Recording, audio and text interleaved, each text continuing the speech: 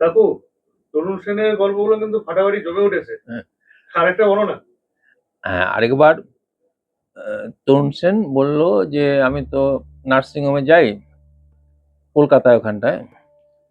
তো জানিস তো আমার খুব পাইলস আছে, ব্লিডিং হয়, কষ্ট পাই, ছোটবেলা থেকে আছে। তো একদিন যেতে দেরি হয়েছে, 2-3 দিন কামাই হয়েছে। ওখানে যাওয়ার পরে ওখানে যারা ছিল আর কি, যারা তারা বলছে যে ডক্টর সেন আপনি দেরি কদিন আসলেন না কেন? আমি বললাম আর বলবেন না, পাইলসে খুব কষ্ট পেয়েছি। সব বলে কতদিন থেকে আছে? আমি বললাম অনেকদিন থেকে আছে, মাঝে মাঝে কষ্ট দেয়। তখন বিভিন্ন রকম লোকে জ্ঞান দিতে শুরু করলো।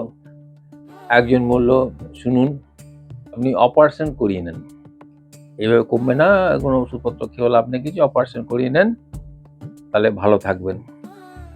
আরেকজন বলল না, অপারেশন করতে যদি হয় তাহলে চাঁদসি করুন।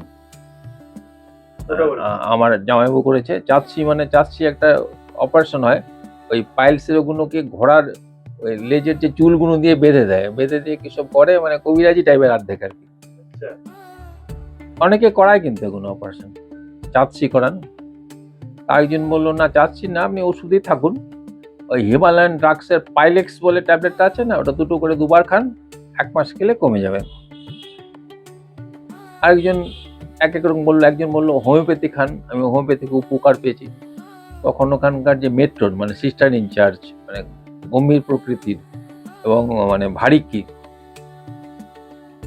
হাসে টাসে না খুব একটা, সে বললো ডক্টর সেন ওদের কথা আপনি রাখুন, আমার কথা শুনুন। কালো মেঘ পাতা আছে না, কালো মেঘ, কালো মেঘ তো চেনো, যে অনেক সময় ভিজিয়ে খাওয়া হয় কালো মেঘ, ওই প্রচন্ড তেতো। তো সেই কালো মেঘ পাতা ভালো করে বেটে সকালে আর সন্ধ্যেবেলা লাগাবেন পাইলসের ওখানে, 2 বেলা করে লাগান, 1 মাস পরে দেখবেন যে একদম ভালো হয়ে গেছেন। তাই বললাম তুমি কি বললে? আমি আর কি বলবো, আমতা করে বললাম কালো মেঘ ওখানে লাগাবো, তেতো লাগবে না তো?